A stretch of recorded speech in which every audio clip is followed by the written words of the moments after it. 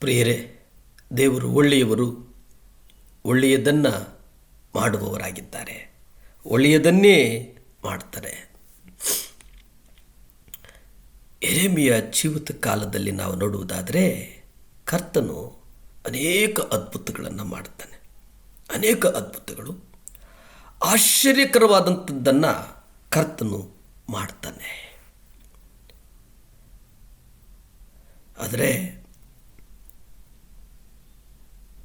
ಆಶ್ಚರ್ಯಕರವಾದಂಥ ವಿಷಯ ಏನಪ್ಪ ಅಂತಂದರೆ, ಯೆರೆಮೀಯ 5ನೇ ಅಧ್ಯಾಯ 1 ನೀವು ನೋಡುವುದಾದರೆ, ಒಬ್ಬನಾದರೂ ನೀತಿವಂತನು ಸಿಗಲಿಲ್ಲ ಮತ್ತು ಆ ಇಡೀ ಪಟ್ಟಣವು ಸೆರೆ ಹಿಡಿಯಲ್ಪಟ್ಟಿತು.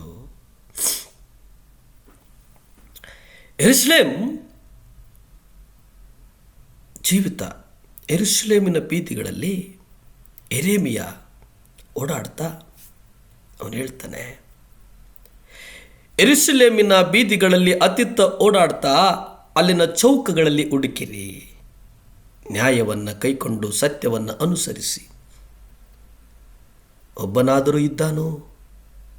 10 ಮಂದಿಯಲ್ಲ, ಕೇವಲ ಒಬ್ಬ ಮನುಷ್ಯನು ಎಂಬುದನ್ನು ನೋಡಿ ನಿಶ್ಚಯಿಸಿರಿ. ಸಿಕ್ಕಿದರೆ ನಾನು ಪಟ್ಟಣವನ್ನು ಕ್ಷಮಿಸುವೆನು. ಸಿಕ್ಕಿದರೆ ನಾನು ಪಟ್ಟಣವನ್ನು ಕ್ಷಮಿಸುವನು.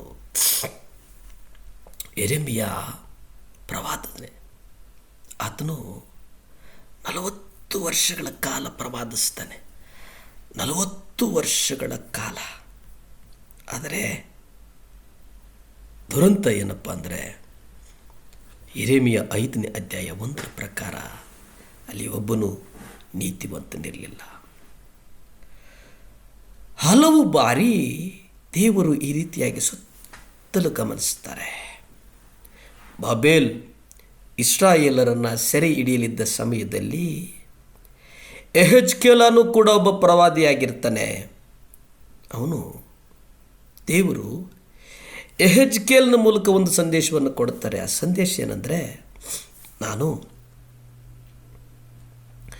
ದೇಶವನ್ನು ಹಾಳು ಮಾಡದಂತೆ ನನ್ನೆದುರಿಗೆ ದೇಶ ರಕ್ಷಣೆಗಾಗಿ ಪೌಳಿಯ ಒಡಕಿನಲ್ಲಿ ನಿಲ್ಲುವುದಕ್ಕೂ ಗೋಡೆಯನ್ನು ಗಟ್ಟಿ ಮಾಡುವುದಕ್ಕೂ ತಕ್ಕವನನ್ನು ನಾನು ಹುಡುಕಿದಾಗ ಯಾರೂ ಸಿಗಲಿಲ್ಲ. ಯೆಹೆಜ್ಕೇಲ 22ನೇ ಅಧ್ಯಾಯ 30 ಗಮನಿಸಿ. ದೇವರು ಈ ಹಿಂದೆ ಹೇಳಿದ ಮಾತನ್ನೇ ಮತ್ತೊಮ್ಮೆ ನುಡಿದರು. ಹೆಚ್ಚಿನ ಸಂಖ್ಯೆ ಬೇಕಾಗಿಲ್ಲ. ಅವರು 10,000 ಜನರು ಬೇಕೆಂದು ಹುಡುಕಲಿಲ್ಲ. ಕರ್ತನು 10,000 ಜನರನ್ನು ಹುಡುಕಲಿಲ್ಲ. ಒಬ್ಬನೇ ಒಬ್ಬ ಪುರುಷ, ಒಬ್ಬನು ಸಿಕ್ಕಿದ್ರು ಸಾಕು. ಪೂರ್ಣ ಹೃದಯ, ಸಂಪೂರ್ಣ ಸಮರ್ಪಣಾ ಭಾವವನ್ನು ಹೊಂದಿರತಕ್ಕಂಥ ಒಬ್ಬ ಮನುಷ್ಯನ ಮೂಲಕ ದೇವರು ಎಂತಹ ಮಹತ್ಕಾರ್ಯವನ್ನು ಮಾಡಬಲ್ಲರು ಎಂಬುದಕ್ಕೆ ಆಶ್ಚರ್ಯಕರವಾಗಿದೆ. ಮೋಶೆಯ ಬಗ್ಗೆ ಯೋಚಿಸಿರಿ. ದೇವರು ಹಳೆಯ ಒಡಂಬಡಿಕೆಯಲ್ಲಿ ಒಬ್ಬ ವ್ಯಕ್ತಿಯ ಮೂಲಕ 20 ಲಕ್ಷ ಇಸ್ರಾಯೇಲರನ್ನು ಬಿಡುಗಡೆ ಮಾಡುವುದಕ್ಕೆ ಸಾಧ್ಯ ಆಯಿತು. ಇಸ್ರಾಯೇಲರಲ್ಲಿ ನಾಯಕತ್ವಕ್ಕೆ ಯೋಗ್ಯವಾದ ಇಂತಹ ಬೇರೊಬ್ಬ ಮನುಷ್ಯನೂ ಇರಲಿಲ್ಲ. ಒಬ್ಬ ಮನುಷ್ಯನು ಪೂರ್ಣ ಹೃದಯದಿಂದ ಮತ್ತು ದೇವಭಕ್ತನಾಗಿದ್ದರೆ ದೇವರು ಅವನ ಮೂಲಕ ಮಾಡಬಲ್ಲುವಂಥ ಸಂಗತಿಗಳು ಅದ್ಭುತ. ಎಲಿಯನ ಜೀವಿತ ಕಾಲದಲ್ಲಿ ಬಾಳನ ವಿಗ್ರಹ ಮುಂದೆ ಮೊಣಕಾಲೂರದ 7,000 ಜನರಿದ್ದರು. 7,000 ಜನರಿದ್ದರು ಅಲ್ಲಿ. ಆದರೆ ಕರ್ತನು ಅದ್ಭುತ ಮಾಡಿದ. ಆಕಾಶದಿಂದ ದೇವರ ಬೆಂಕಿಯನ್ನು ತರಿಸಿ ಸಮರ್ಥನಾದ ಒಬ್ಬನೇ ಒಬ್ಬ ಮನುಷ್ಯನು ಎಲಿಯನಿದ್ದ.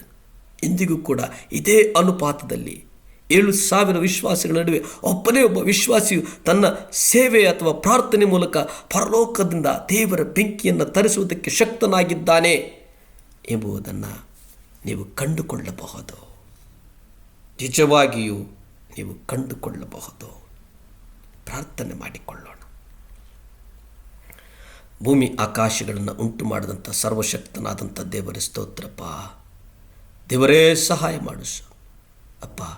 ಆಶೀರ್ವಾದ ಮಾಡು, ಆಶೀರ್ವದಿಸು. ಕುಟುಂಬಗಳನ್ನು ಆಶೀರ್ವದಿಸು, ಈ ಲೋಕವನ್ನು ಆಶೀರ್ವದಿಸು, ಸರ್ಕಾರವನ್ನು ಆಶೀರ್ವದಿಸು, ಸಮಸ್ತವನ್ನು ಆಶೀರ್ವಾದ ಮಾಡು. ಯೇಸುವಿನ ನಾಮದಲ್ಲಿ ಬೇಡ್ತೇನೆ ತಂದೆ, ಆಮೆನ್. ಹಲ್ಲೆಲೂಯಾ. ದೇವರು ಒಳ್ಳೆಯದನ್ನೇ ಮಾಡುವವರಾಗಿದ್ದಾರೆ. ಆಮೆನ್.